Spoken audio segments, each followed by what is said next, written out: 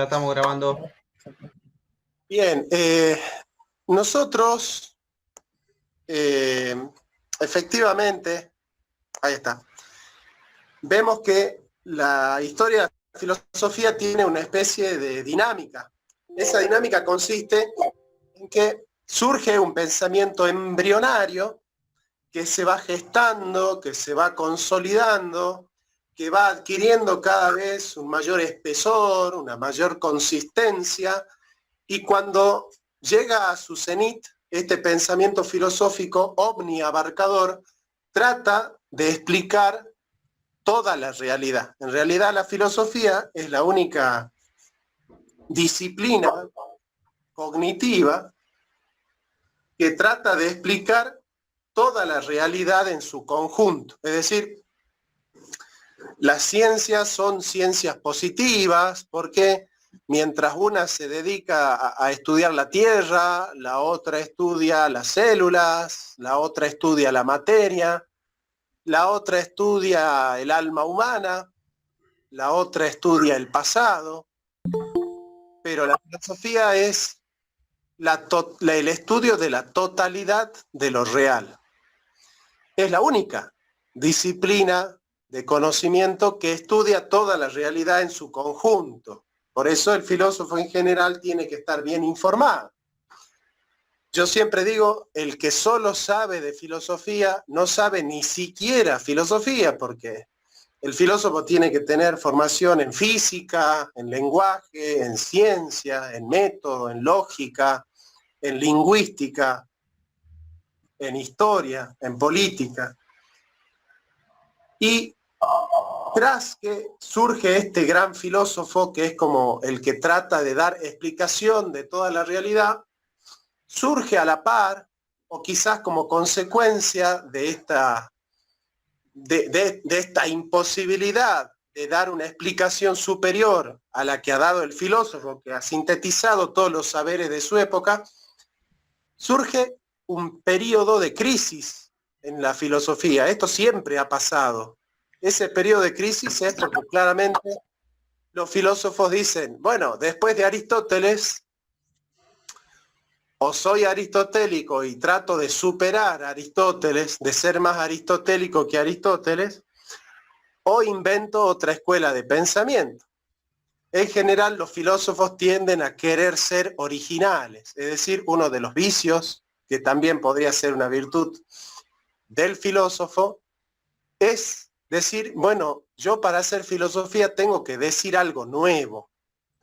No basta con que yo como filósofo repita lo que han dicho los otros o que me monte en los descubrimientos de los otros. Es decir, yo tengo que tener descubrimientos propios.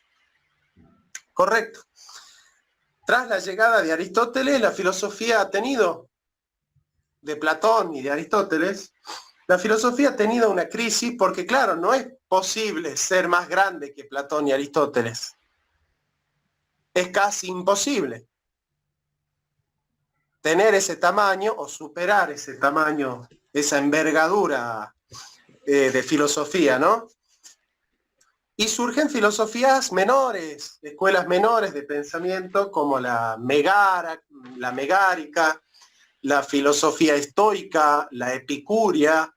Son escuelas de pensamiento menores con respecto a la Academia de Platón o al Liceo de Aristóteles, ¿no es cierto? También sucede con Santo Tomás de Aquino. Después de Santo Tomás de Aquino surgen pensadores que son menores, que tratan de pensar las potencias del conocimiento, pero no hacen una explicación omniabarcadora de la realidad. Y surgen filósofos como Duns Scotus, como Guillermo de Ockham. Así sucedió luego con Hegel. Después de este gran sistema hegeliano surgen filósofos menores como Kierkegaard, como Schopenhauer. Y después de Heidegger, que es el gran filósofo del siglo XX, surgen filósofos menores como la deconstrucción, la hermenéutica, el psicoanálisis, que son escuelas menores. Alguien dijo por ahí, Lacan son 6 conceptos de Heidegger, ¿no? Bien, esta escuela menor que vamos a tratar hoy, que por ser menor con respecto a Platón y Aristóteles no es menos interesante, se llama la escuela cínica. La escuela cínica. Vamos a ir perfilando el análisis, ¿no?, de la escuela cínica, tratando de caracterizar un poco a estos filósofos y de contar algunas anécdotas de los grandes exponentes de la escuela cínica, porque ya vamos a ver cómo esta escuela se fue forjando como una filosofía performativa. Bueno, aquellos que saben inglés se dan cuenta que performance significa realización, con lo cual a mí me gusta decir, porque no me gustan por ahí los britanismos, decir en español es una filosofía realizativa, es una filosofía realizativa que realiza en los actos aquello que se propone en el pensamiento. Y con esto hacemos un homenaje a un gran filósofo clásico que ha recuperado la filosofía como modo de vivir, como bios practicos, el taonta ta pragmata, que es Pierre Hadot. Pierre Hadot decía, la filosofía es un modo de vivir. Bueno, nadie entendió mejor esta máxima de la filosofía, que es un modo de vivir, un ta pragmata, como la escuela cínica, ¿no? La escuela cínica, que no es como el existencialismo llevar la existencia a la filosofía, sino que los cínicos planteaban llevar la filosofía a la existencia, ¿no? O sea, cómo verdaderamente desde un pensamiento autónomo nosotros podemos descubrir una manera de encarnar el pensamiento filosófico en nuestra vida personal, ¿no? Claramente, después de la profesionalización de la filosofía, el filósofo es alguien que tiene un título, que ha escrito muchos libros, que es reconocido por la academia, y nos resultaría muy difícil hoy en día aceptar que alguien es reconocido como un filósofo y que sin embargo no ha estudiado filosofía, que no ha estudiado académicamente, ¿no?, que no ha escrito libros, que no es reconocido en la academia. Bien, empecemos. Los cínicos atribuyeron a Antístenes la fundación de la escuela cínica, con el propósito de hacerlo aparecer como un eslabón de la ascendencia socrática del pensamiento. Acá tenemos el primer detalle importante. Quien se dice que es el fundador de la escuela cínica fue discípulo de Sócrates. Fue discípulo de Sócrates. Como casi todos los exponentes de las escuelas menores, ya sea el estoicismo, los estoicos, los epicúreos, muchos sofistas se reconocían discípulos de Sócrates. Bueno, es como que era una especie de moda, ¿no es cierto?, decir que a tu escuela filosófica la había fundado Sócrates, o un discípulo de Sócrates, ¿no es cierto? Antístenes nació en Atenas, fue una persona que heredó una gran fortuna de su familia, pero que decidió apartarse de las riquezas para tener una vida ascética. La palabra ascesis significa abnegación, renuncia, ¿no es cierto?, entrega. Bueno, Antístenes conoció a Sócrates, cuyas lecciones iba a escuchar diariamente en el Pireo, ¿no? El Pireo es un gran puerto donde se juntaban a hacer filosofía. Asistió a su muerte y exageró su imitación, la imitación de Sócrates hasta el ridículo, mereciendo el apodo de el Sócrates demente, ¿no? Sócrates mainómenos. Solo quedan algunos escasos fragmentos de sus obras, ¿no? Y esto da cuenta Winkelmann en un libro llamado Antisthenes Fragmenta. Bien, ¿dónde es que se congregaba? Porque uno, para tener una escuela en general tiene que tener un lugar físico donde congregarse, ¿no? Bien, Antístenes, el fundador, el aparentemente fundador de esta escuela cínica, enseñaba en un gimnasio que se llamaba Quinosargués. Quinosargués. Hola, querido Román, bienvenido a la clase. ¿Y qué significa la palabra quinos? Quinix, ¿no? Quinix, de quinos. La palabra quinos significa, ahí se escucha mi perro que justamente se llama Diógenes. La palabra quinos significa perro.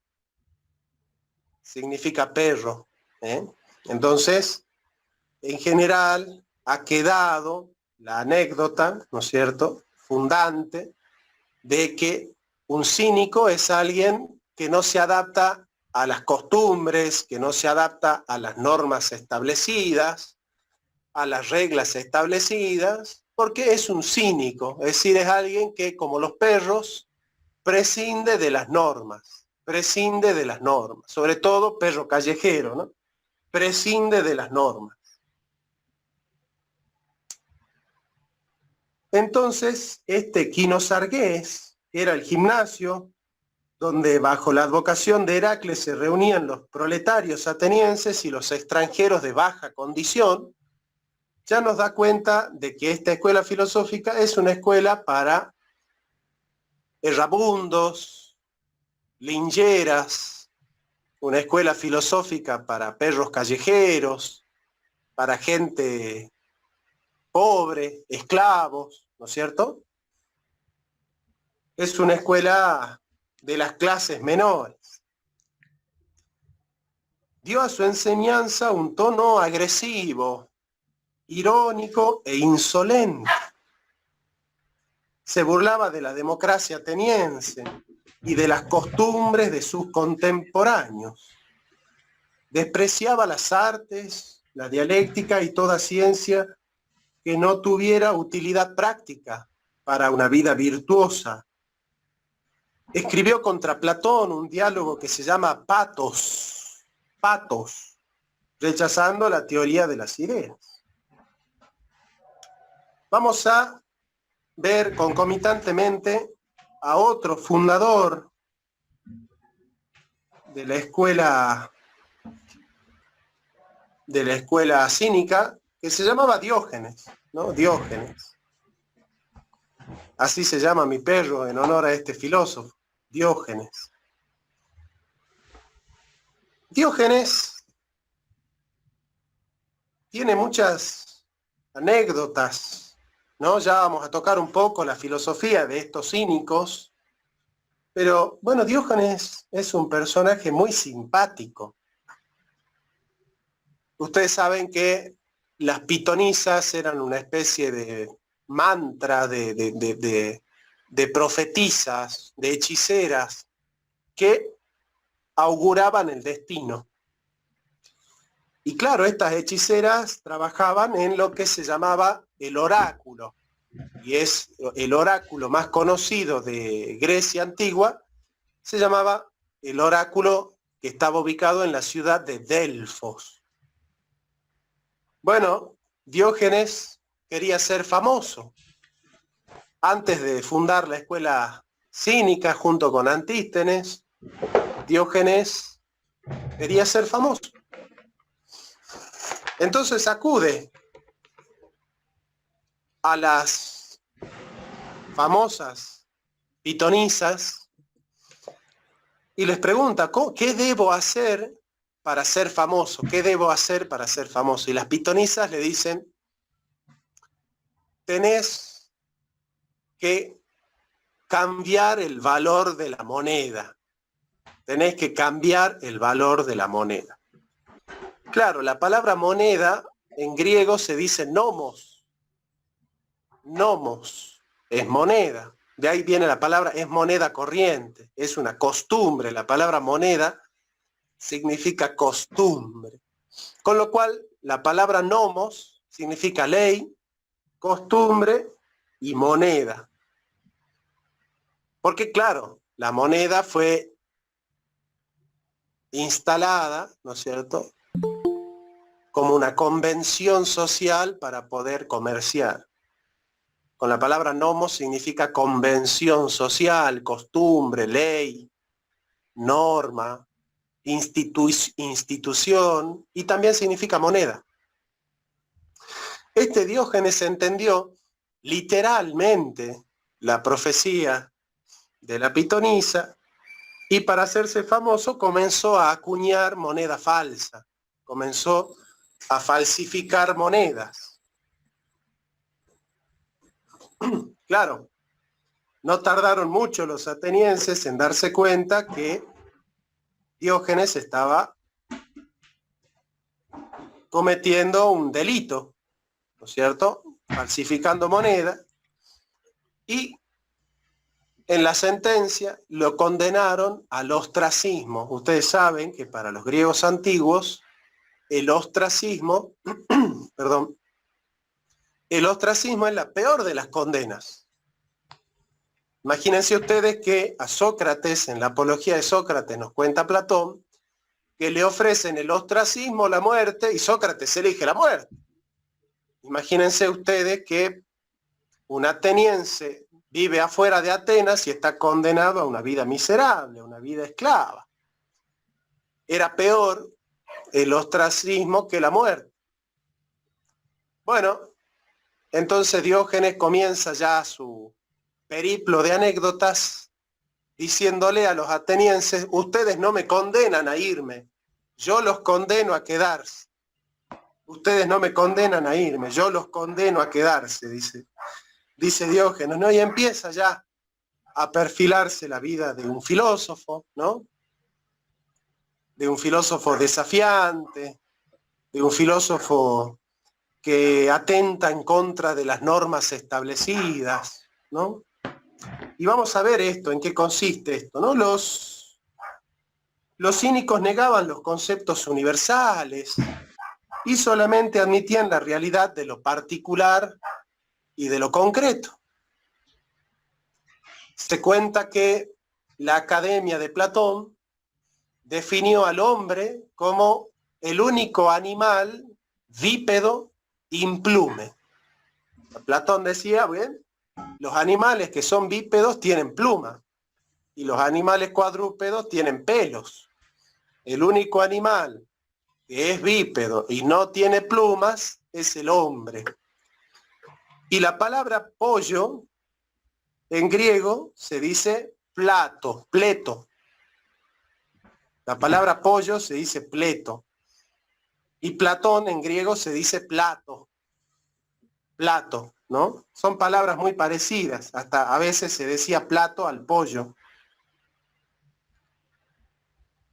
Entonces este Diógenes, cuando se entera de esta definición del hombre que daban los académicos, se fue a comprar un pollo,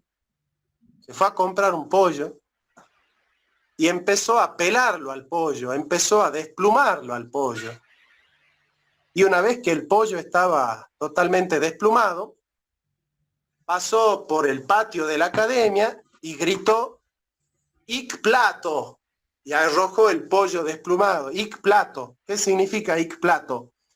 Aquí está Platón, aquí está el pollo, aquí está Platón, ¿no? Como diciendo, la filosofía de Platón es tan absurda como este pollo, ¿no? Entonces, como diciendo, he aquí al hombre, ¿no? A la definición de hombre, ¿no? Como diciendo, bueno, me río de la definición de hombre como animal bípedo e implume, diciendo que el bípedo e implume es Platón, ¿no? Y tiraba el pollo por la academia, los académicos lo odiaban a Diógenes, ¿no? Porque se disputaban la herencia de Sócrates. Pero bueno, ya vemos el perfil, un filósofo agudo, que con mucha sátira y con mucho cinismo, con mucha ironía, trataba de responder a las inquietudes de los atenienses, burlarse de aquello que para los atenienses era importante, ¿no? Y acá vemos un perfil del filósofo en general. Un filósofo es alguien para lo cual aquello que el mundo considera importante, para el filósofo es un hazme reír. El mundo vive preocupado del poder, de las riquezas, de los placeres, de este mundo. Y el filósofo se ríe de aquello que para las personas comunes y corrientes es lo más importante, ¿verdad? Y este Diógenes vino con la ironía a reírse de aquello que para los atenienses era lo más importante, ¿no? En una ocasión se cuenta, en medio de la guerra del Peloponeso entre Atenas y Esparta, todos los atenienses estaban trabajando en la guerra, tratando de hacer algo, armas, preparar vituallas, comida, las mujeres preparaban comida y abrigos, los hombres estaban preparándose para la guerra, fabricaban armas, traían alimentos, preparaban muros, etcétera, etcétera, etcétera. En una guerra nadie puede estar desocupado. Es decir, esto es una regla de toda nación. Siempre que una nación está en guerra, nadie se está rascando la panza, el ombligo. Pues bien,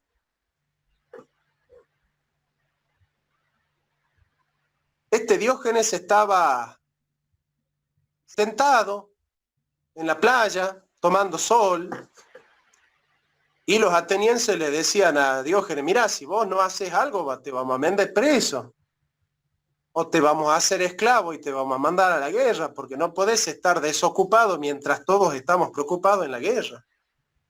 Entonces Diógenes comenzó a levantar su barril.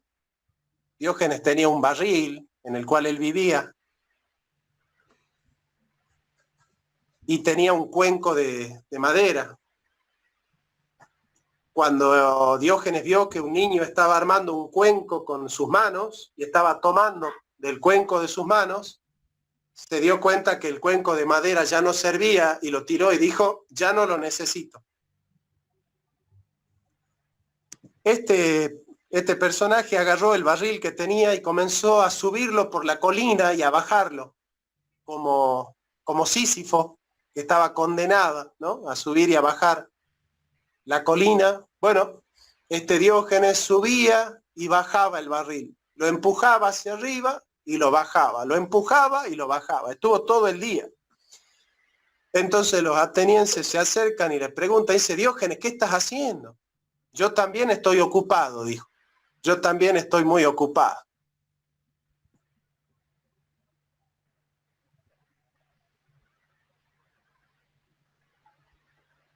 Dicen los cínicos, de las cosas solamente puede decirse su nombre, que es único para cada cosa. Es decir, alguien me pregunta y me dice, ¿y qué es Sandra? ¿Quién es Sandra? ¿O quién es Jorge? ¿O quién es Román? Y Diógenes diría, bueno, Sandra es un nombre. Es un nombre. Jorge es un nombre de una persona. Pero ¿qué es esa persona? Y bueno, la persona es una persona. De las cosas solamente puede decirse su nombre propio. Tampoco se les puede aplicar ningún predicado.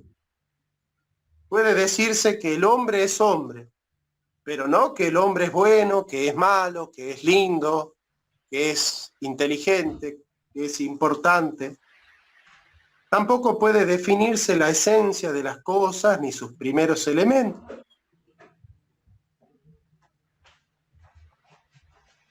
El pensamiento se reduce a meras palabras, como va a decir después Guillermo de Ockham. El universal es un flatus vocis, son simples palabras, ¿no?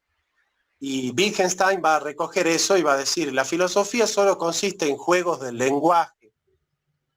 En realidad la filosofía es un juego del lenguaje, porque en realidad nadie piensa el ser, lo que hace es definir la palabra ser y jugar con esa definición. Nadie piensa en el hombre, define la palabra hombre de una manera y juega con esa definición. Nadie piensa en la libertad, define la palabra libertad y juega con esa definición. Nadie piensa en la vida, define la palabra vida y juega con esa definición. Esto es muy interesante de la filosofía porque efectivamente Wittgenstein y Guillermo de Ockham van a tomar esta tesis, ¿no es cierto?, de que en realidad el pensamiento se reduce a meras palabras, en realidad son juegos de palabras. Ustedes vieron que el ser para Aristóteles es una cosa, para Kant es otra, para Hegel es otra, para Heidegger es otra. Cada filósofo tiene un diccionario distinto. Por eso estudiar filosofía es un embole. Porque vos decís, la pucha, pero a ver, ser para Platón era una cosa, pero ahora para Aristóteles es otra, para San Agustín es otra, para Santo Tomás es otra, para Kant es otra. O sea, con cada filósofo tengo que comprarme un diccionario nuevo, porque no hay ningún filósofo que tome la palabra como la tomaba el otro.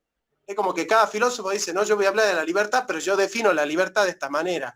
Y bueno, vieja, pero entonces tengo que leer un diccionario, tengo que aprender a hablar de nuevo con vos. Y cada vez que tengo que leer un filósofo nuevo, tengo que agarrar un diccionario. Y yo me voy a un diccionario de filosofía y el mismo concepto es tratado por cada filósofo de manera distinta. Déjense de joder, es un juego de lenguaje la filosofía. Bueno, el pensamiento se reduce a palabras que son materiales. El juicio y el raciocinio son imposibles, pues no se puede pasar de unos atributos a otros, ya que los atributos de cada cosa se identifican con su nombre propio. Cuando se habla, no es posible el error, ni la falsedad, ni la contradicción, pues cada palabra no expresa más que una cosa, y esa cosa siempre es verdadera. Tampoco cabe la discusión, porque cuando dos discuten, si piensan lo mismo, ya no tiene sentido la discusión porque están de acuerdo. Y si piensan distintos, es imposible la discusión porque no hay diálogo.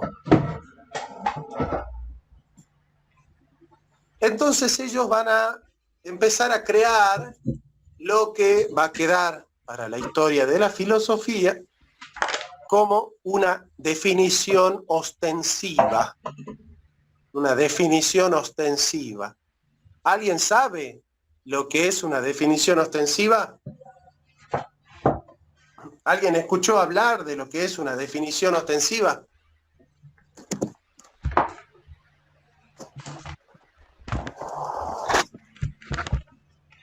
No. A ver, Román, Jorge, Pato. No, nunca escuché hablar de ese término. La definición ostensiva, la palabra ostentar, significa mostrar. Mostrar. La definición ostensiva lo que hace es mostrar.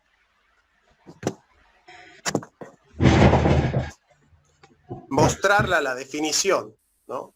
La va mostrando a la definición. Por ejemplo, ustedes me preguntan y me dicen, ¿qué es un fibrón? Y yo en vez de definir fibrón como elemento sólido que sirve para escribir, lo que hago es decirle esto. Ustedes me dicen, ¿qué es un fibrón? Y yo les digo esto. Me dicen, ¿qué es una mano? Esto.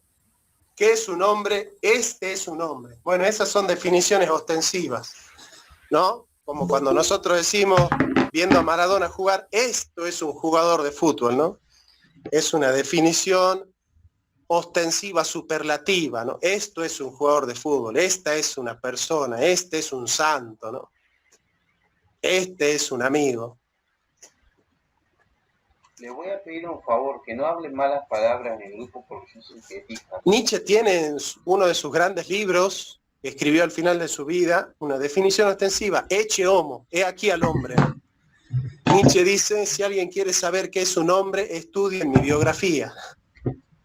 Y también lo decía Kierkegaard, ¿no? Que hacía de la biografía personal un modo de hacer filosofía, ¿no? Se cuenta que Diógenes comenzó a tener mucha fama, porque claro, esta escuela de cínicos, estos quínics que vivían como perros, defecaban en las calles, se masturbaban en las plazas públicas, copulaban en las calles, hacían todo lo que hacen los animales. Estoy con la kinesiología, hijo. ¿Bajo qué pensamiento los cínicos tenían esa clase de vida, ¿no? Tan libertina, tan desprejuiciada, riéndose de las normas sociales, como diciendo, ¿y quién dice que está prohibido hacer esto?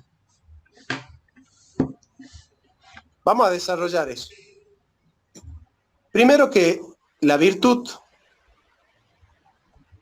se desarrolla para ellos en base a las inclinaciones naturales y no a través de las convenciones sociales. No hay una convención social que te haga virtuoso. Cumplir con los mandatos de una sociedad no te hace virtuoso, decían los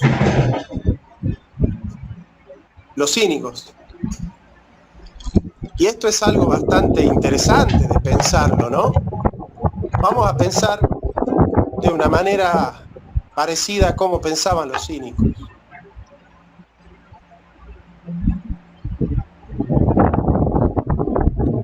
Los seres humanos vivimos cumpliendo órdenes. Todo el tiempo estamos cumpliendo órdenes. Ninguno de nosotros es libre. Todo el tiempo estamos cumpliendo mandatos. Hay mandatos que son evidentes. Por ejemplo, si nosotros somos cristianos, o judíos, o musulmanes, vamos a tener que cumplir ciertos mandamientos religiosos. Y los mandamientos religiosos son muy evidentes, es decir, es muy obvio reconocer qué es un mandamiento bíblico o cristiano. No matarás, no robarás, no adulterarás, no dirás falso testimonio, no usarás el nombre de Dios en vano, no codiciarás la mujer de tu prójimo. Esos son mandatos, mandamientos divinos, religiosos. ¿Y cómo se llama aquel que viola mandatos religiosos? El que viola un mandato religioso se llama pecador. Pero hay otras clases de mandatos. Por ejemplo, la sociedad tiene leyes escritas, que quien no las cumple, ¿cómo se llama? Quien viola leyes civiles o leyes penales, ¿cómo se llama? Un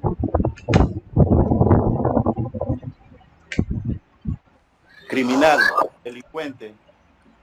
Un criminal, un delincuente, ¿no? El delincuente, el que comete delitos, ¿no? El que viola la ley de Dios se llama pecador. El que viola una ley civil, una ley humana, se llama delincuente. Pero los cínicos van más lejos y dicen, nosotros no solamente que no queremos cumplir con las leyes religiosas, porque para nosotros los dioses de la ciudad no existen, y tampoco queremos cumplir las leyes sociales, porque las leyes sociales son impuestas por un grupo social específico. ¿Y por qué yo tengo que cumplir la ley social? Sí, Román, ¿querés decir algo, amigo?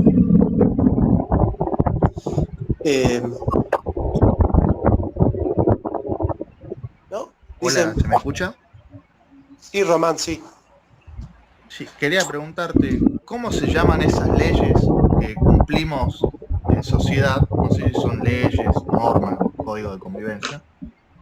Cuestión que son como leyes que cumplimos pero que no están escritas, no están necesariamente escritas en algún lado, pero las hacemos igual.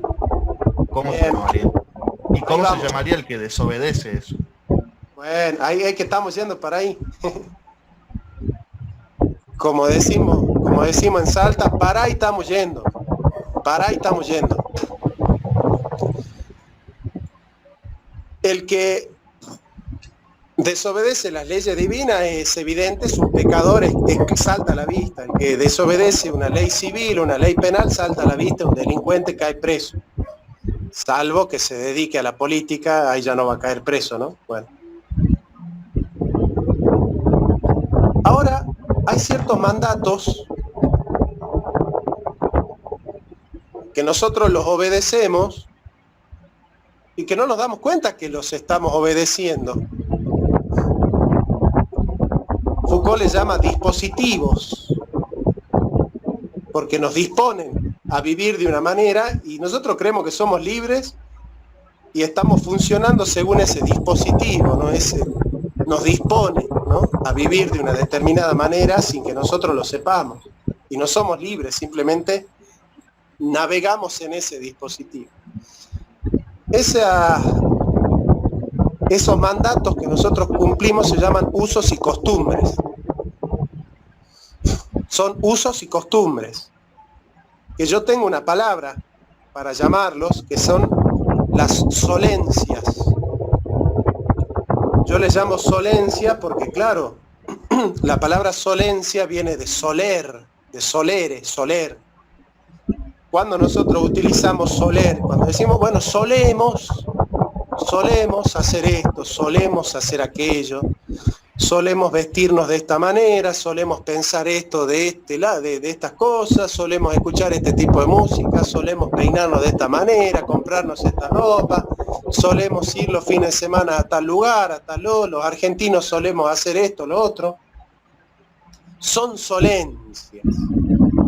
Ahora, claro, el que viola una solencia, el que no está conforme a los usos y costumbres establecidos por una sociedad, lo que se llamarían las sanas costumbres, un hombre de buenas costumbres.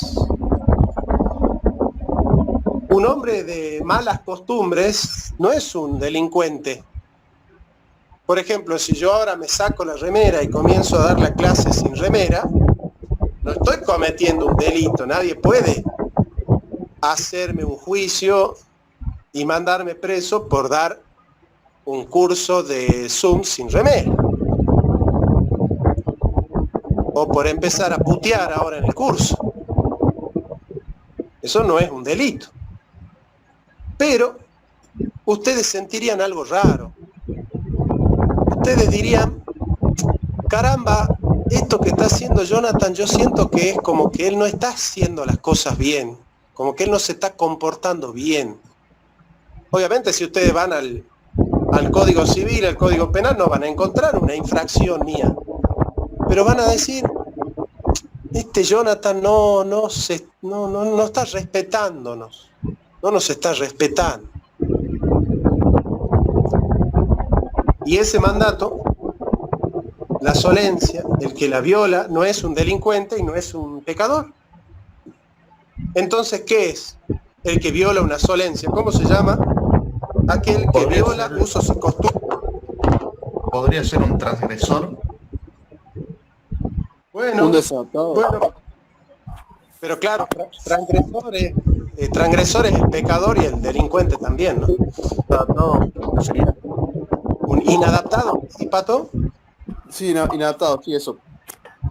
Bueno, me gusta más, me parece más precisa esa definición, pero hay una definición técnica.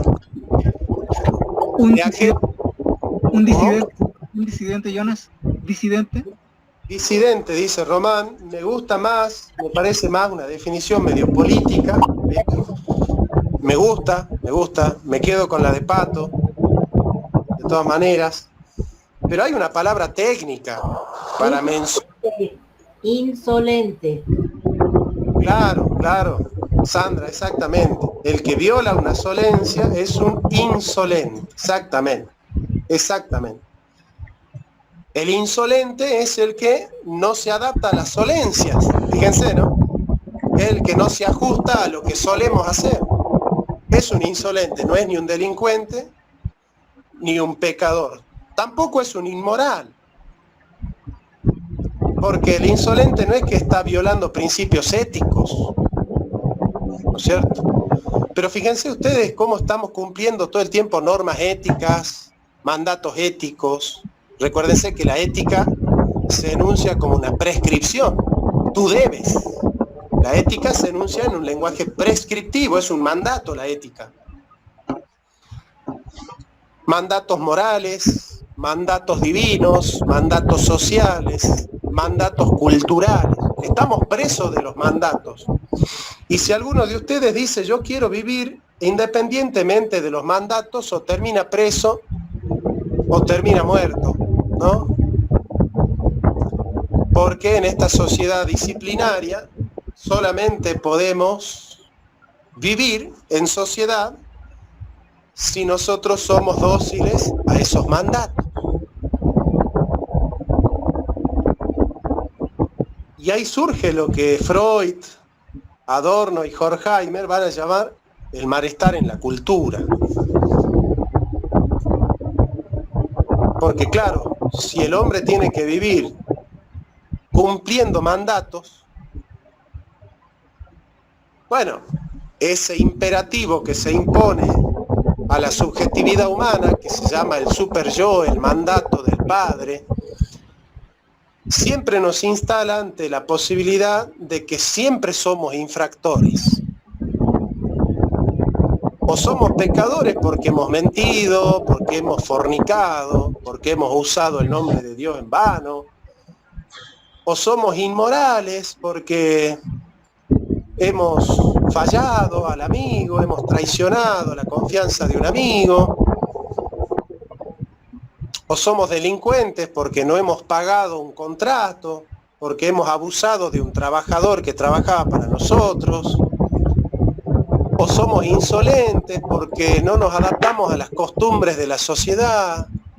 Pero siempre estamos en falta, ¿no? Siempre estamos en falta.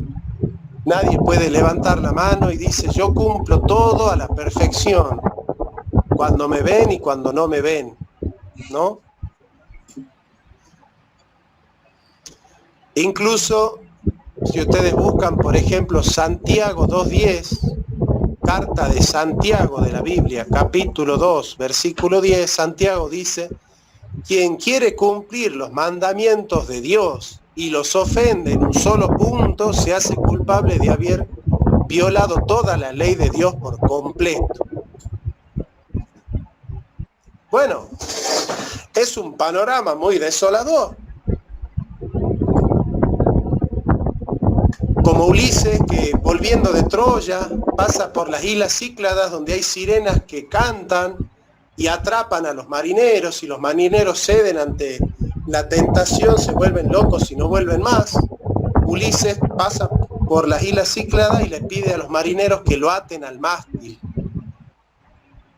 para poder escuchar el canto de las sirenas, pero no perderse y volverse loco, ¿no? Bueno, ese mástil, dice Freud, es la cultura,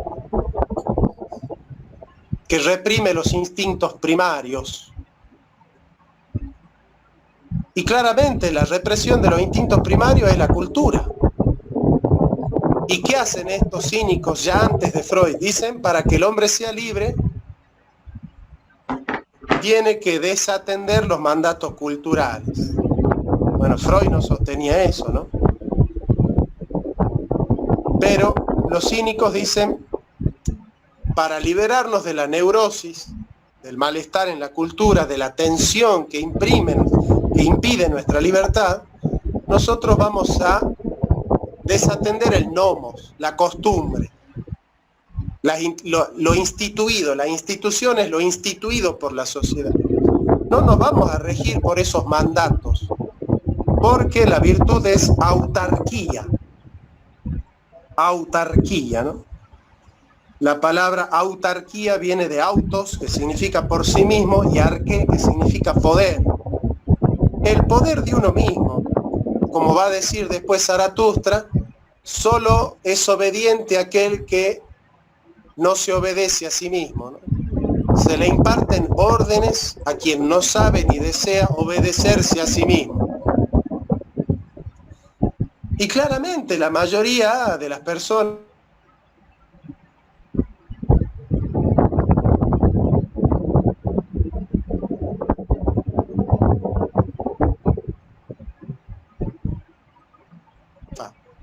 el que es macrista, en vez de pensar por sí mismo, piensa lo que dice Cambiemos.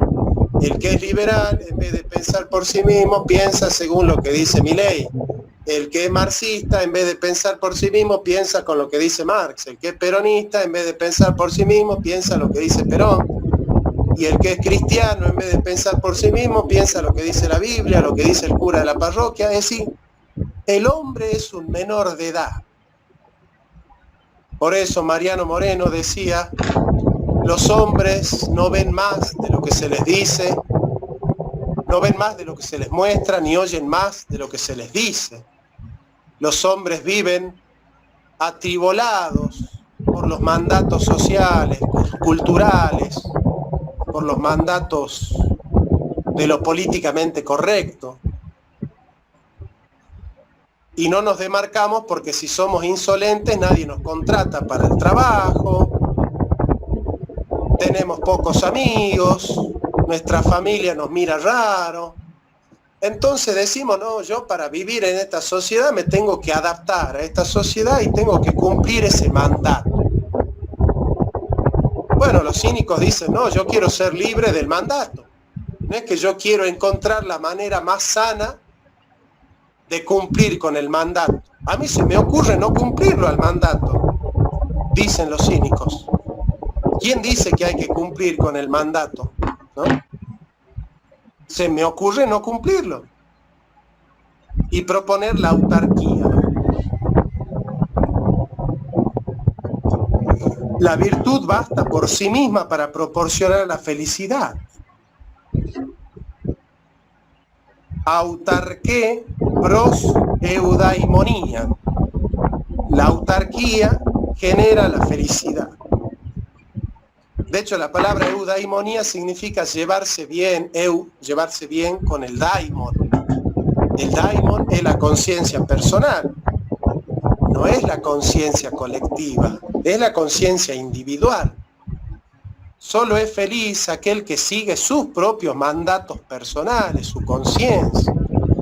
No es feliz aquel que se disuelve en los mandatos culturales, ¿verdad? Bien. Ven ustedes que hay un rasgo de liberalismo en estos cínicos.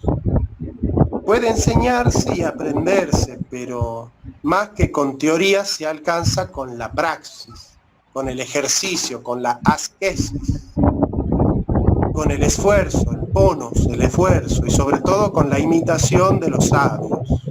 Para Antístenes el modelo perfecto era Sócrates.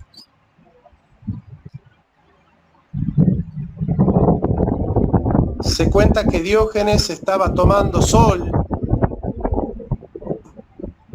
en la playa y Alejandro Magno, el personaje más importante, el emperador que había conquistado todo el mundo, lo admiraba a Diógenes, lo admiraba mucho a Diógenes. Entonces quiso ir a verlo. Esto lo cuenta Diógenes Laercio, ¿no?, en su vida de los filósofos más ilustres. Alejandro Magno va a visitarlo a la playa, a Diógenes, y le dice: Diógenes, si yo no fuese Alejandro Magno, me gustaría ser Diógenes, dice, ¿no? Si yo no fuese Alejandro Magno, me gustaría ser Diógenes. Y le dice: pídeme lo que quieras que yo lo haré por ti. Y Diógenes le dice: deseo que te apartes porque me estás quitando la luz del sol. Y Alejandro Magno le dice: no seas insolente, ¿no te das cuenta que yo te puedo matar? Y Diógenes le dice: tu señora es mi esclava. Y Alejandro le dice: pero ¿cómo que mi señora es tu esclava si yo soy el dueño de todo el mundo? Y sí, pero vos sos preso de la ira. La ira te gobierna, en cambio yo la manejo a la ira. La ira es mi esclava y es tu señora, ¿no? Bueno, este estilo de filósofo es Diógenes, que no se deja impresionar por el ofrecimiento de Alejandro Magno. Es decir, Alejandro Magno le pide, le dice: te ofrezco lo que quieras, pídeme lo que quieras y te lo daré. Y Diógenes le dice: correte que me estás tapando el sol. No le pide riqueza, no le pide trabajo, no le pide fama. correte que me estás tapando el sol. ¿Por qué? Porque no es rico el que tiene mucho, sino el que necesita poco. Diógenes decía, vivimos trabajando en cosas que no nos gustan para comprar cosas que no necesitamos, para impresionar a gente que no queremos. Vivimos trabajando en cosas que no nos gustan para impresionar, para comprar cosas que no necesitamos y para impresionar a gente que no nos quiere y que no queremos y que no nos importa. Y algo de eso hay en esta vida, ¿no? En esta vida capitalista, donde trabajamos y trabajamos para comprar cosas que no necesitamos. En realidad, las cosas que necesitamos son muy pocas. Hagan una lista de lo que es absolutamente necesario para vivir. Comida, abrigo y besos. Nada más. Todo lo demás, que el celular, que la computadora, que esto, que aquello, bueno. Entonces, Diógenes, cuando vio a un niño que estaba tomando agua del cuenco de sus manos, dijo, ya no necesito el cuenco de madera. La asquesis es la capacidad de darnos cuenta y de despegarnos, desapegarnos de las necesidades, darnos cuenta de que el deseo es muy tramposo. Como dice Hegel, el hombre desea deseos. Y Schopenhauer dice, el hombre es un querer que se quiere a sí mismo constante y que nunca se acaba. Porque cuando queremos algo, lo deseamos y sufrimos por no tenerlo, y cuando lo tenemos, sufrimos porque no es lo que queríamos. Entonces, o sufrimos por necesidad o por tedio, pero nunca estamos satisfechos. Los seres humanos nunca estamos satisfechos. El que es gordo quiere ser flaco, el que es flaco quiere ser más gordo, el petizo quiere ser más alto, el más alto quiere ser más petizo, el que tiene 2 quiere tener 3, el que tiene 3 quiere tener 4, el que vive en la esquina quiere vivir a media cuadra, el que vive a media cuadra quiere vivir en la esquina, el que tiene camioneta quiere auto, el que tiene auto quiere camioneta, el que sale con la rubia le gustan las morochas y el que sale con la morocha quiere la rubia. Pero no hay ningún ser humano que diga, yo soy un ser satisfecho, soy un ser totalmente satisfecho con mi cuerpo, con mi casa, con mi familia, con mi educación, con mis cosas. Somos seres insatisfechos y esa insatisfacción es la que nos hace infelices, porque nunca vamos a tener todo lo que necesitamos. O vos dijiste, no, yo cuando tenga mi casa ya voy a ser feliz, y la tenés a la casa y sos feliz. No, cuando tenga mi marido voy a ser feliz, y lo tenés al marido, pero sos feliz. No, bueno, cuando tenga mi hijo voy a ser feliz, y lo tenés al hijo, sos feliz. No, bueno, es que necesito otro trabajo, cuando tenga otro trabajo voy a ser feliz, y lo tenés al otro trabajo. No, bueno, pero me falta comprarme ese zapato. No, pero me faltaba el televisor. No, y es que ahora ya no lo quiero a mi marido, ahora me enamoré del otro. Y ahora ya no quiero este trabajo, ahora quiero el otro. Y ahora ya no quiero vivir en Salta, quiero vivir en otro lado. No podemos ser felices nunca, porque si nuestra felicidad consiste en satisfacer nuestros deseos, el deseo no tiene objeto. Entonces nunca vamos a completar con el deseo, porque si hay algo que tiene el deseo es que uno quiere lo que no tiene. Eso es desear, es querer lo que no tiene. Yo no deseo tener esta lapicera, la tengo. Yo no deseo tener este muñequito, lo tengo. Yo no deseo tener este libro, lo tengo. Uno desea lo que no tiene. Y si la felicidad es la satisfacción de los deseos, y desear es tener lo que uno no tiene, y querer lo que uno no tiene, entonces nunca vamos a ser felices, porque nunca vamos a satisfacer los deseos. Porque cuando satisfacemos un deseo, automáticamente surge ¿qué cosa? Otro deseo. Por eso los budistas hablan del nirvana, esa capacidad de abstraerse de este juego perverso de los deseos. El ideal del sabio es la autosuficiencia, la independencia que se logra en el dominio de sí mismo, la autarquía, el dominio de sí mismo. El sabio no debe dejarse dominar por el atractivo de la riqueza ni de los placeres. El que se deja dominar por sus pasiones es como el que se monta en un caballo desbocado, que no va a donde él quiere, sino a donde el caballo le arrastra. Dijo el hombre bajo, tan pronto te seduzca a pensar bien de mí, entonces empezaré a creer que es cierto. Todo ser bajo es obediente. Se le imparten órdenes a quien no sabe ni desea obedecerse a sí mismo. La felicidad del hombre, yo deseo. La felicidad de la mujer, él desea.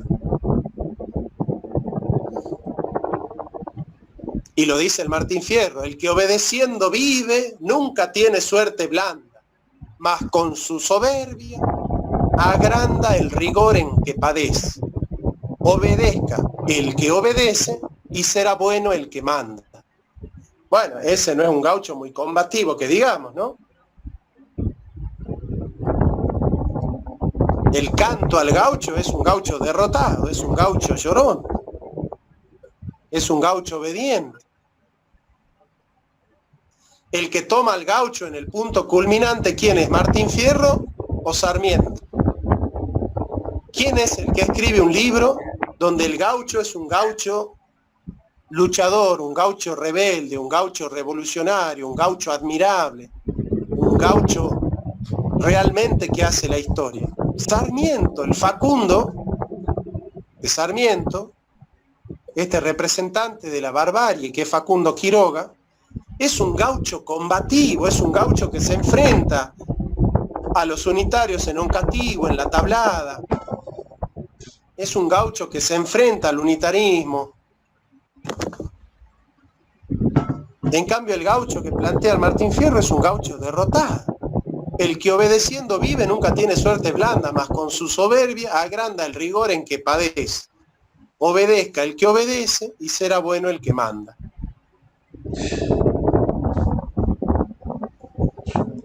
Los hombres tienen su riqueza y su pobreza no en las cosas, sino en el alma.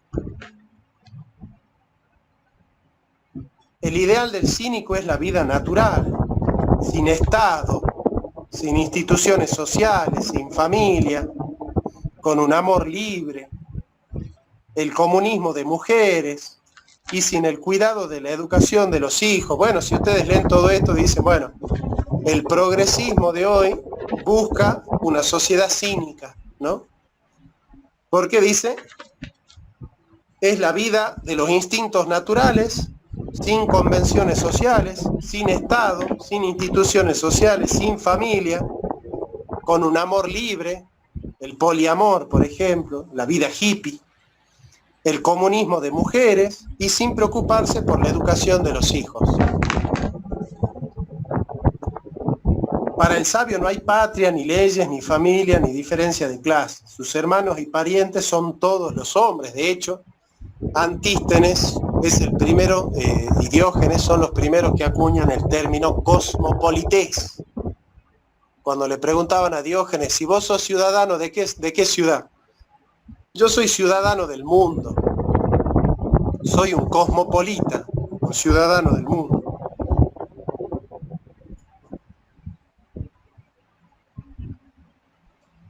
Y Antístenes sostenía una diferencia en la teología que luego Varrón, un filósofo interesante, Varrón, con B corta, ha desarrollado, que es una distinción entre tres teologías.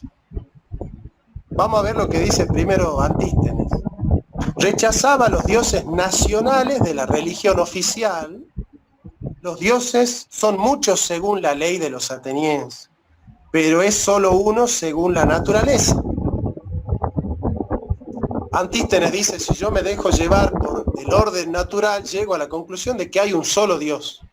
En cambio, si me dejo llevar por las leyes de Atenas, hay muchos dioses.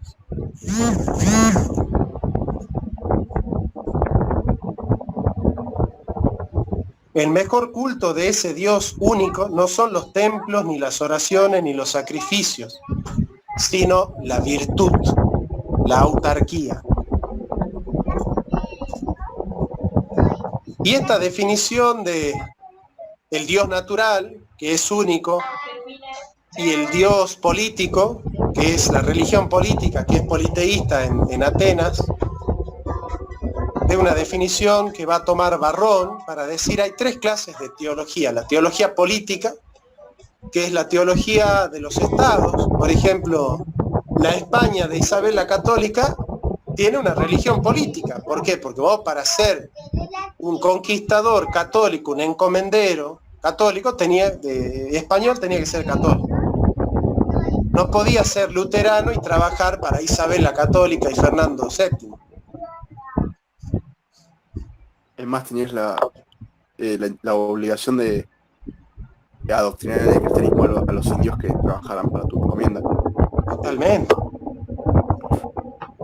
Totalmente, Pato, es así. Entonces, es una religión política. El catolicismo que llegó a América no es un catolicismo espiritual, es un catolicismo político, que tiene intenciones políticas. El protestantismo europeo es un protestantismo político, ¿verdad? Una religión política. Después hay una religión natural, que es la religión de los filósofos. Los filósofos, la teología natural de los filósofos que con su razón descubren que hay una primera causa inmóvil, el primer motor inmóvil. Esos son la teología de los filósofos. Tenemos la teología política, la teología natural y la teología sobrenatural, que es la revelada. Entonces tenemos tres clases de teología, ¿no? La teología política, que es la que está basada en una religión que tiene alcance político, la teología natural, que es la de los filósofos, y la teología revelada, que es la de los profetas y de los apóstoles. Es interesante esa distinción. Y el precedente es Antístenes. Fíjense cómo los cínicos van a ir estando presentes en la historia de la filosofía, ¿no?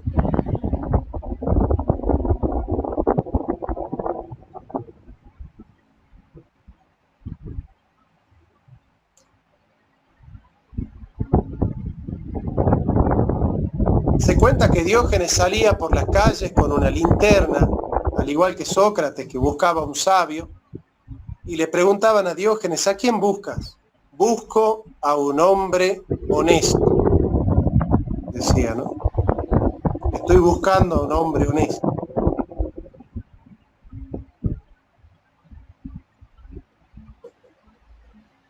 El cinismo no es un sistema filosófico, pues carece de fondo doctrinal positivo.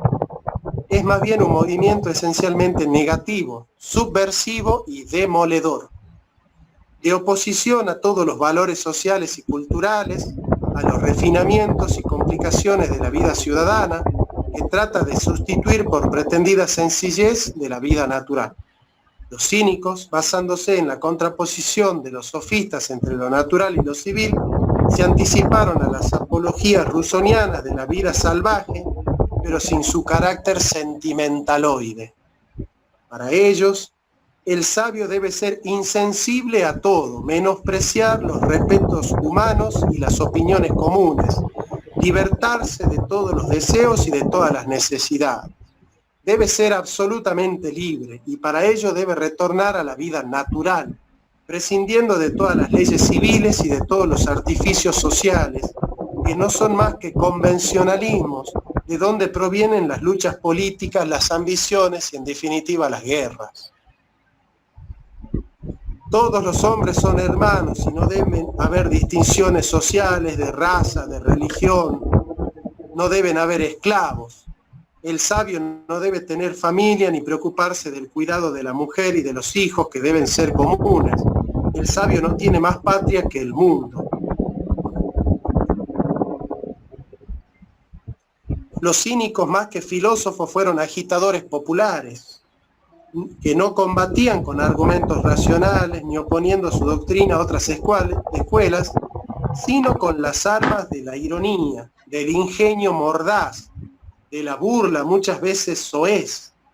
de las gracias salpicadas de sal gorda. Unían su ostentosa austeridad de vida conforme a la naturaleza con la imprudencia más desvergonzada y con un descarado hedonismo. Y muchas veces se llegaban a ensoberbecer de esa vida, ¿no? Por eso Platón dice agudamente, puedo ver la soberbia de Antístenes detrás de los agujeros de su capa, ¿no?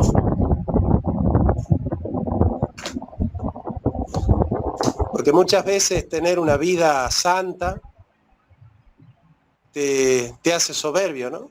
Cuando vos sentís que tenés derecho a levantar el dedo contra un hermano y acusarlo, y decir, pero mirá este cómo vive, mirá este lo que hace, mirá esta lo que hace, mirá cómo hace esto, mirá esto otro, mirá esta otra, mirá esto, mirá aquello.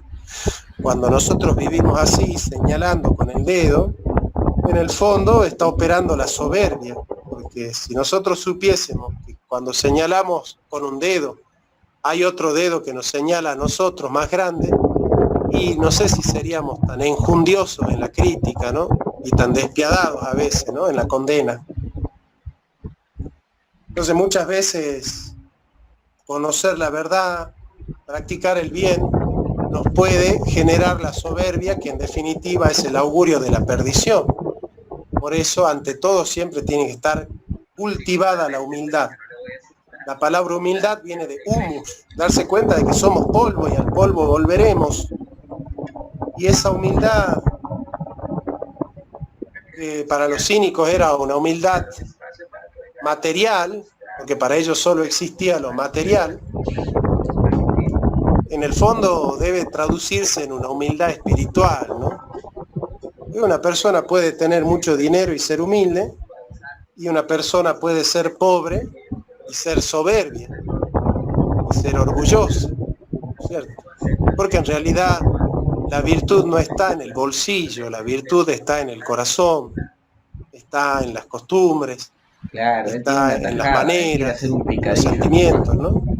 Me parece que desde ahí podemos hacerle una crítica también a los cínicos que se terminaron enorgulleciendo de su escasez o de la riqueza, de la falta de necesidades, ¿no? Bro, yo hace perro un día Me parece que cayeron en la trampa también de la soberbia, ¿no? Y anda diciendo por todos lados porque lo he visto en la Bien, página, haciendo alusión bueno, a mi persona. para mí los cínicos que son yo muy reconocí que él interesantes. No sabe sé si más que ustedes yo ya habían y que escuchado, me necesito que gustaría él me escucharlos un enseñe. poco a ustedes No es que también, tenga problemas para que me hacerlo enseñe un algo, poco más me llama la interactivo. atención la soberbia de Si este alguna perro. vez han escuchado hablar de los cínicos y si esto que vimos hoy les sorprendió de alguna manera, si algo les llamó la atención o les gustó, nada, me gustaría escuchar a alguno de ustedes, o quizás si tienen alguna pregunta para hacer.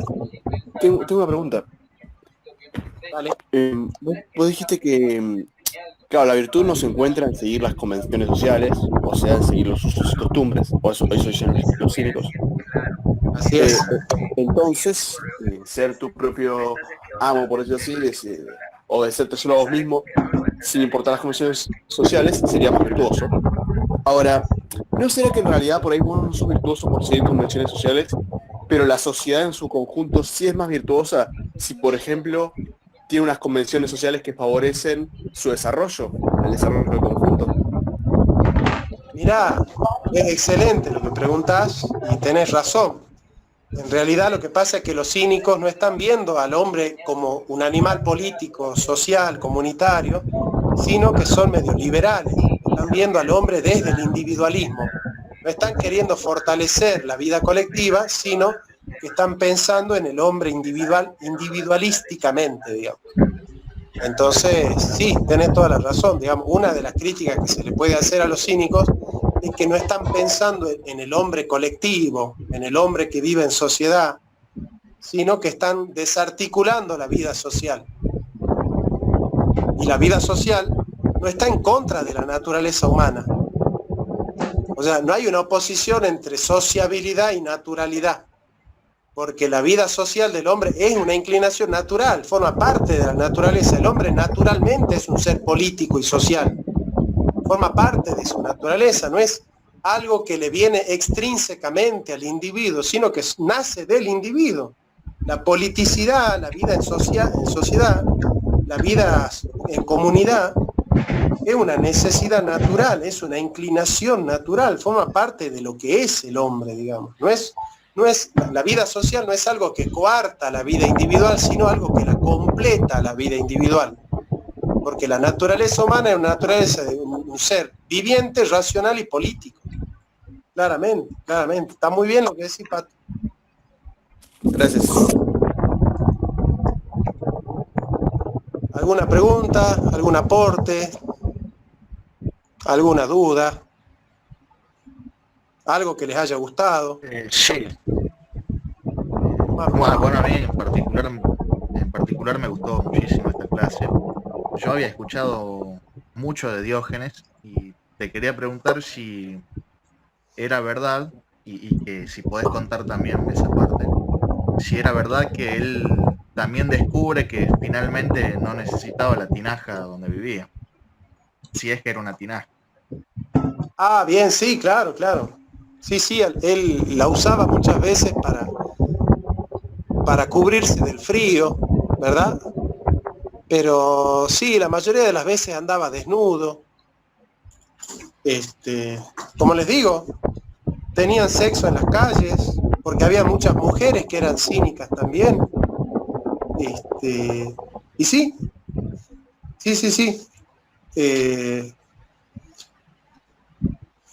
Esta petición de principio de vivir sin necesidades alguna lo llevó a Diógenes incluso a deshacerse de la... Exactamente, sí, sí. Voy a buscar acá. Mientras te hago otra pregunta. ¿Alguna vez algún personaje importante de la historia, de la talla, por ejemplo, de Alejandro Magno o Julio César, llegaron a adoptar los pensamientos de Diógenes?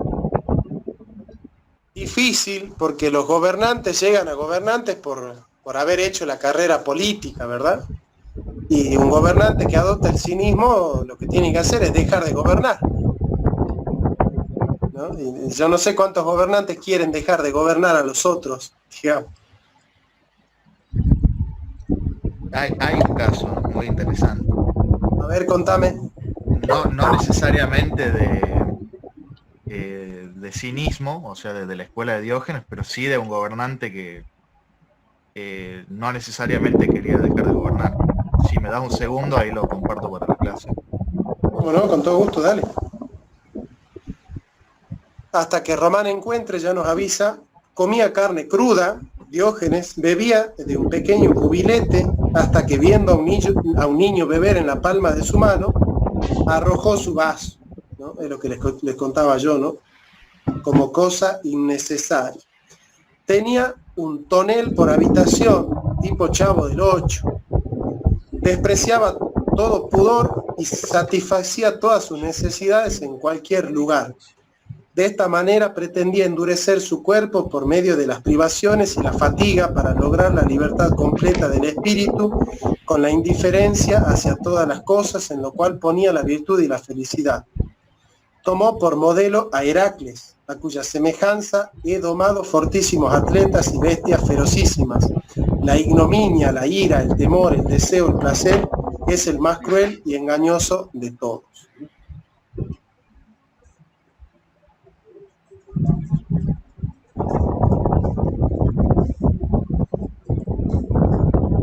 Bueno, acá tengo el caso, no sé si se me escucha. Sí, sí, Román, a ver.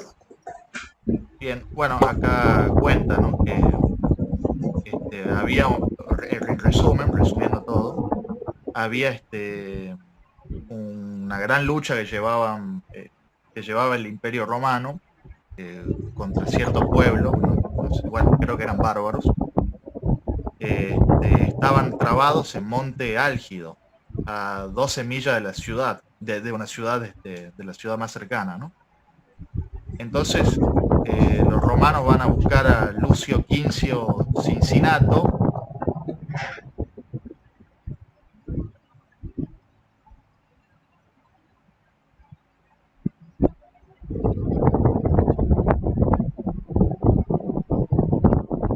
se pone la toga, o o sea, que representaba la autoridad, acepta el cargo y derrota a los enemigos, liberando al ejército romano del cerco donde estaba, ¿no?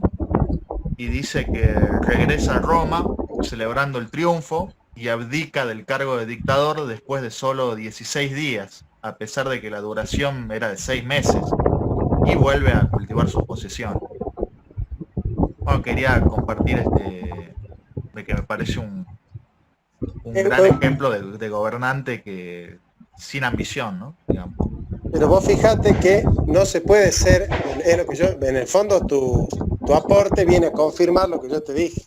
No se puede ser gobernante y cínico a la vez. Fíjate que cuando se hizo cínico dejó de gobernar.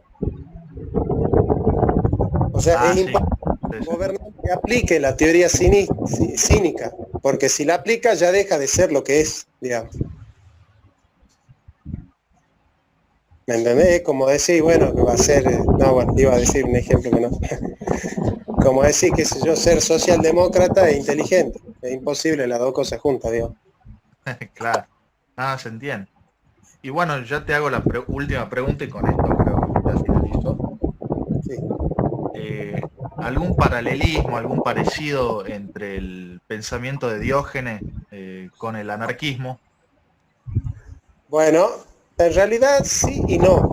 El anarquismo tiene muchas vertientes. Está el anarcocapitalismo, que es el anarquismo de derecha, el anarquismo de Bakunin, que no es una ausencia de normas, simplemente que a las normas las pone el que tiene autoridad para hacerlo. Y la autoridad no es central, sino que el carpintero es la autoridad en madera, el herrero en hierros, el pintor en pintura, el filósofo en las ideas, digamos. Están en desacuerdo los anarquistas con que las decisiones las tome un grupo por todos los demás, sino que cada uno tiene el poder de tomar decisiones en lo que se especializa, en lo que es suyo, en su dominio. Y de alguna manera los cínicos lo que buscan no es la anarquía, sino la autarquía, es decir, que cada individuo personal ejerza poder sobre sí mismo. Sí, yo te diría que está muy cerca del anarquismo, efectivamente, pero siguiendo el aporte de Pato, es una sociedad imposible. Es una sociedad imposible porque los instintos primarios no tienen regulación, no tienen frenos. Es una utopía. Si nos dejamos llevar por los instintos primarios y satisfacemos todas nuestras necesidades inmediatamente, bueno, es fácil abusar de los derechos de otra persona. Digamos, la vida social frena, te dice, no podés satisfacer tus necesidades en todo momento, como sea, en cualquier lado, con cualquiera. Digamos. Entendido. Muchas gracias, Jonathan. ¿Puedo hacer la aposta de Roman 2? Sí, Román querido, un gusto de escucharte, mi hermano. Sí. Hola a todos. Hola Roman, hola Jorge, los saludo. Sí, mira, muy interesante el punto de partida. Me llama la atención cómo fue la idea fundante del cinismo, ¿ya? Del movimiento.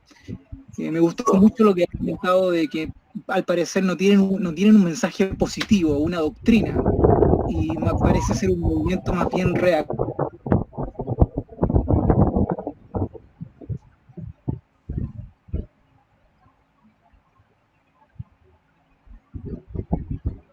Hola, ¿lo escuchan a Román? Yo lo dejé de escuchar.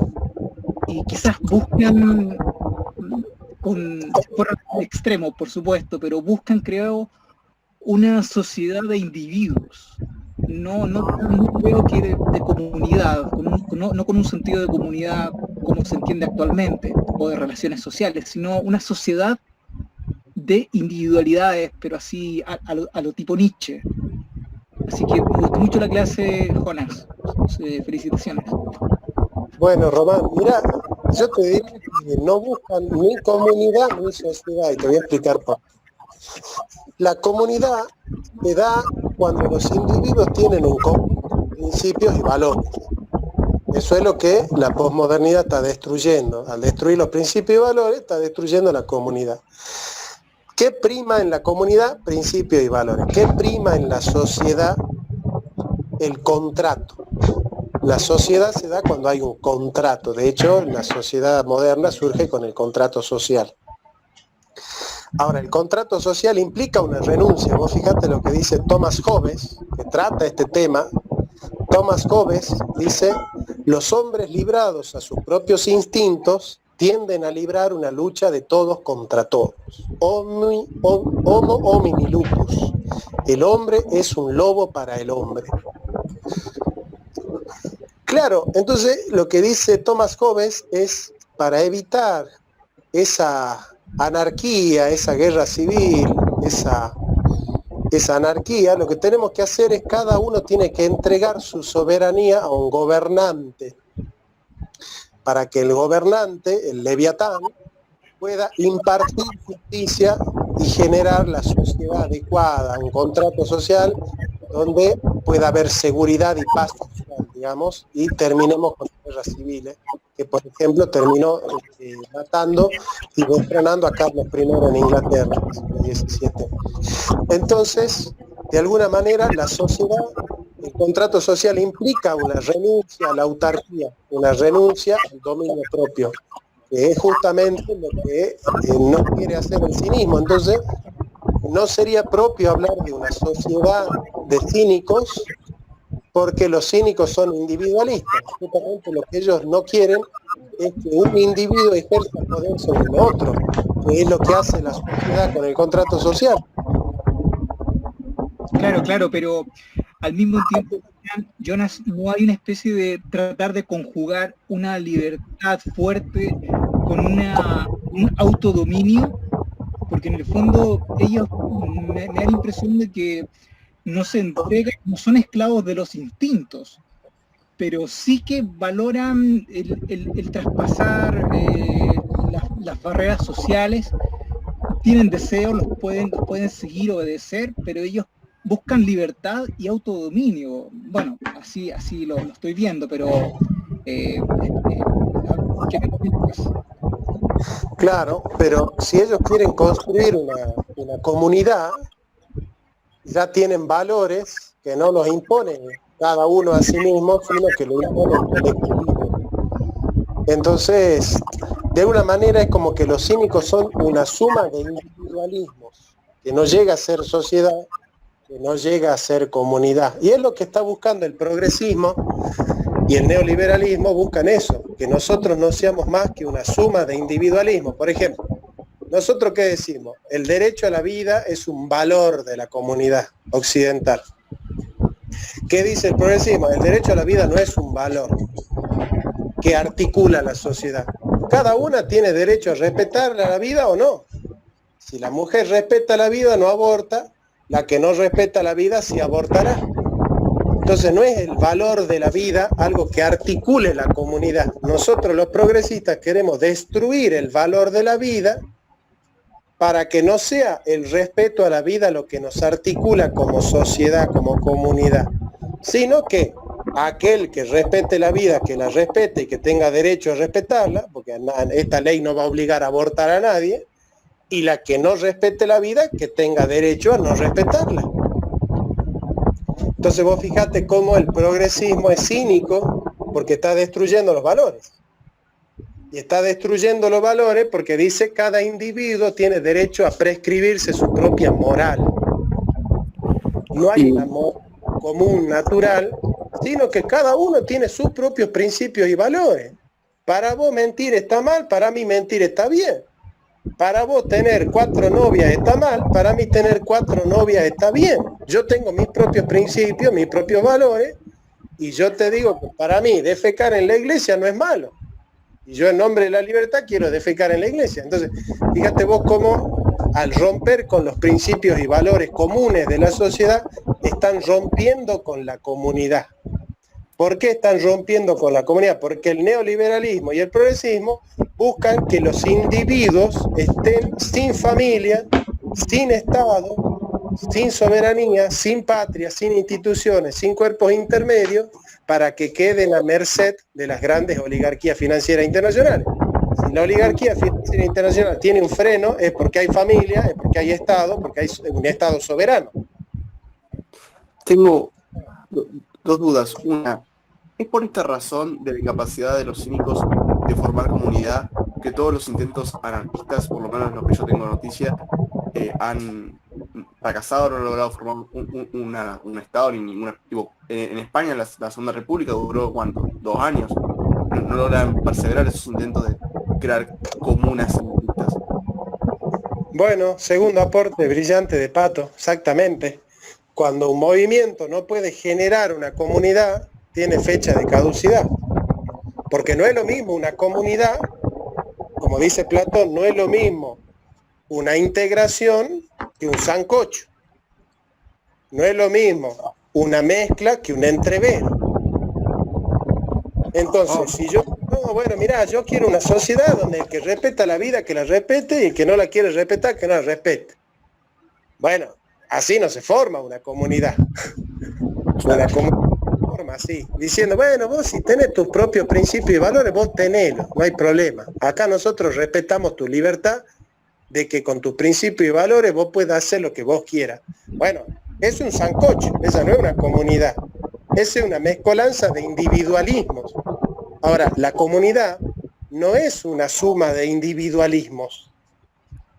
Entonces, claramente, si uno no tiene principios y valores comunes, no puede formar comunidad. Y si no forma comunidad, no puede formar un proyecto colectivo. Y si no puede formar un proyecto colectivo, no tiene futuro. Exactamente, así como vos decís, perfecto. Pues muchas gracias. Y tenía otra duda. Y es... ya me olvidé escuchar tu explicación, me olvidé. Bueno, si me acuerdo te digo. Dale. Pero sí, digamos que el cinismo es una aventura de un día. A ver, los griegos tenían una vez al año las fiestas dionisíacas donde hacían unas orgías bárbaras. Todo bien. Nosotros tenemos el boliche.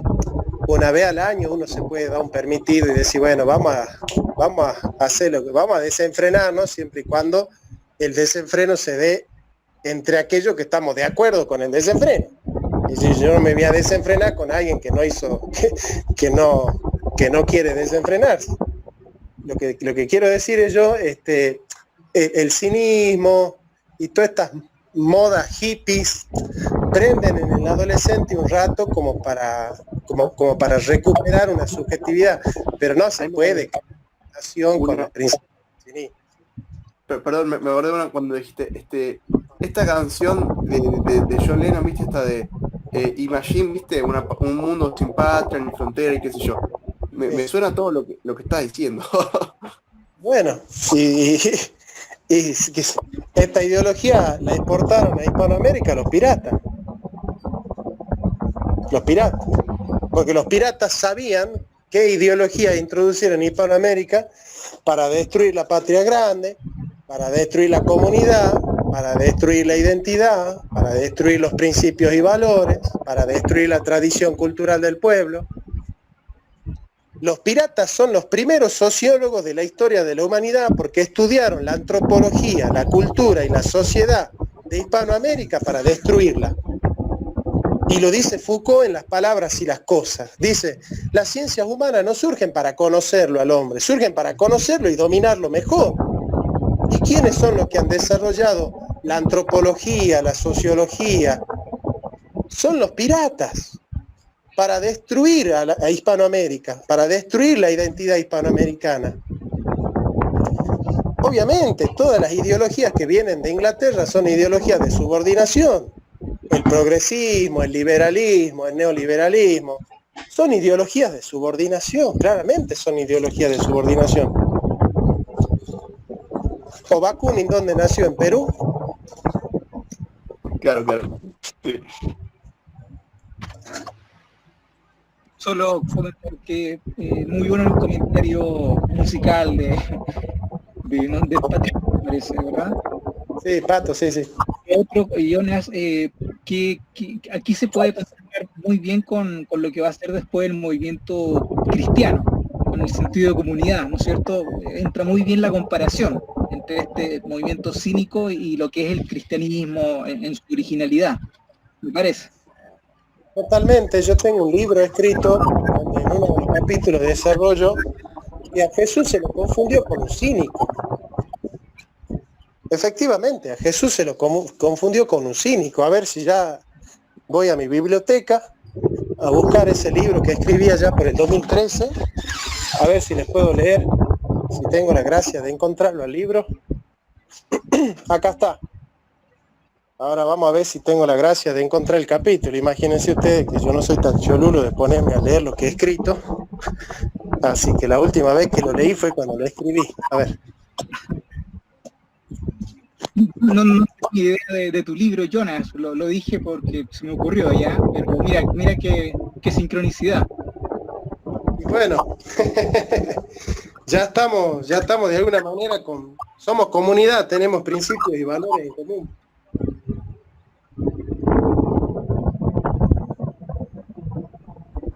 A ver si es acá.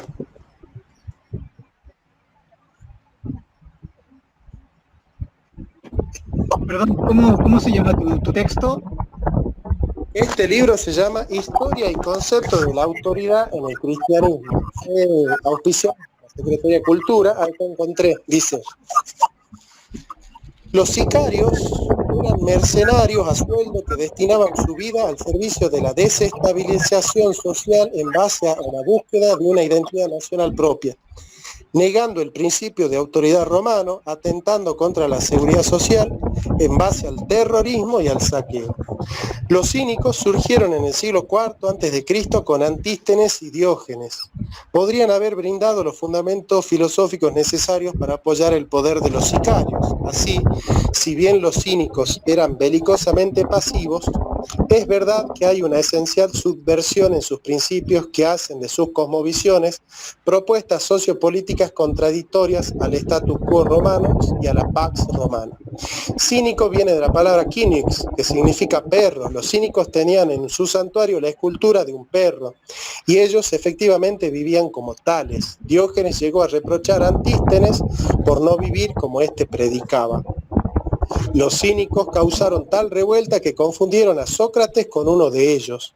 Todo rebelde y revolucionario sería confundido con estas teorías anti-estratificadoras.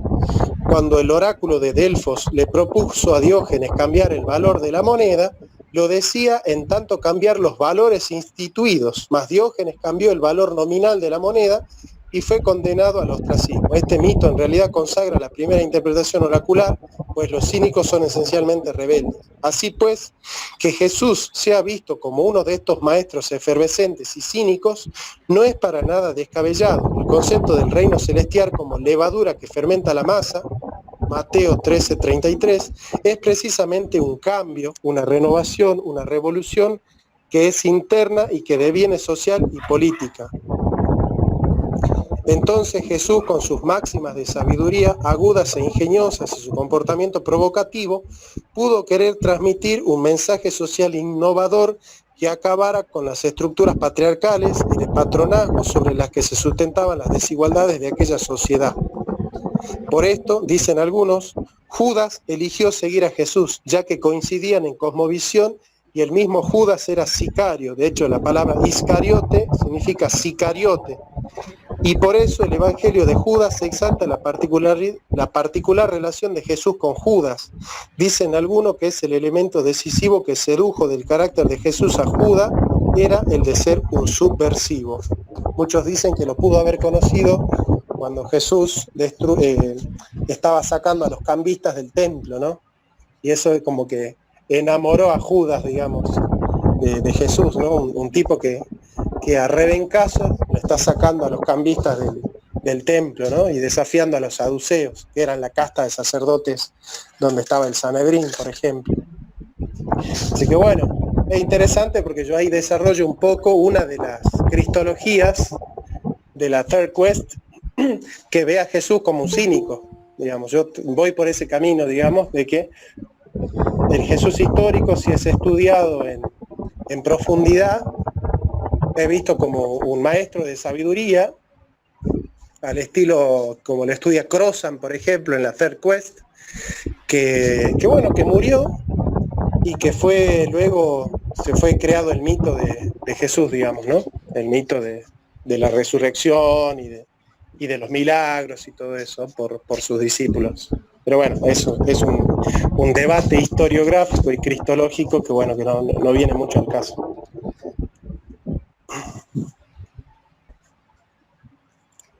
Bueno, ¿alguna pregunta más?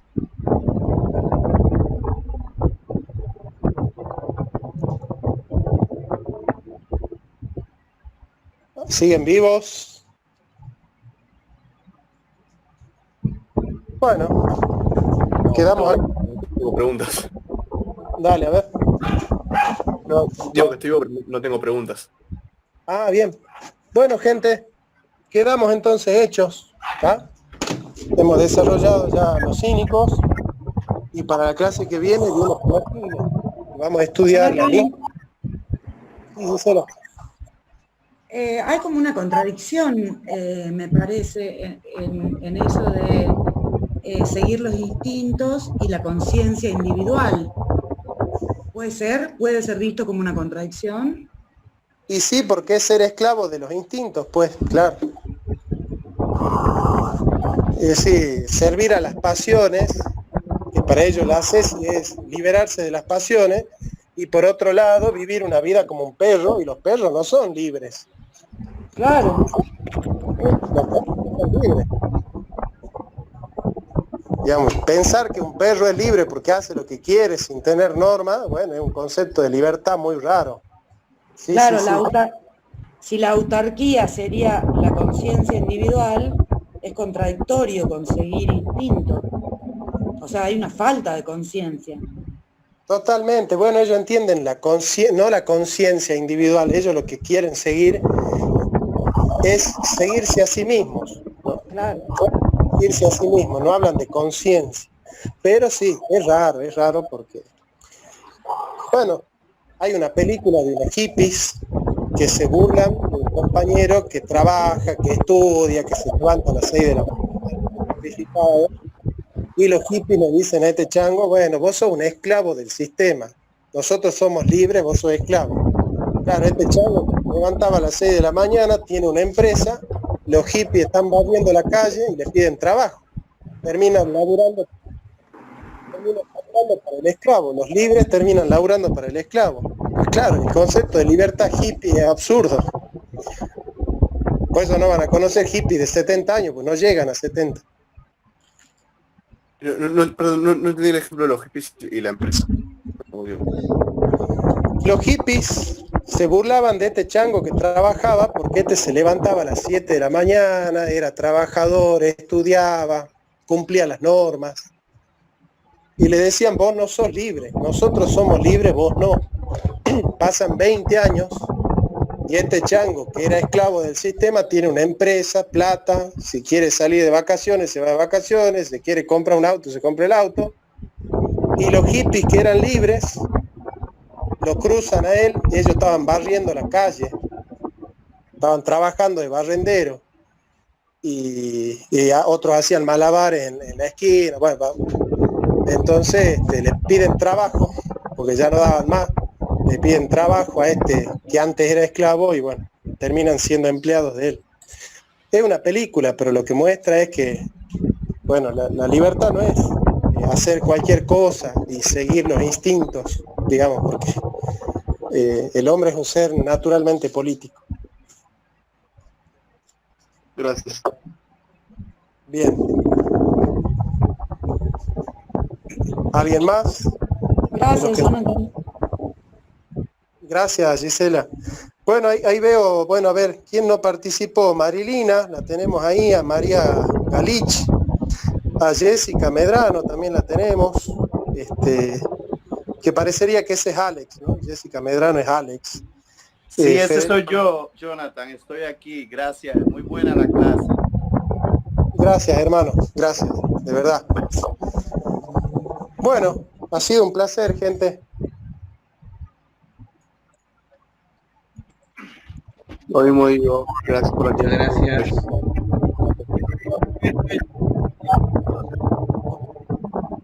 Hasta luego, Jonathan. Hasta luego. Hasta luego, amigos. Chao, queridos. Chao. Hasta luego, Jonathan. Bye.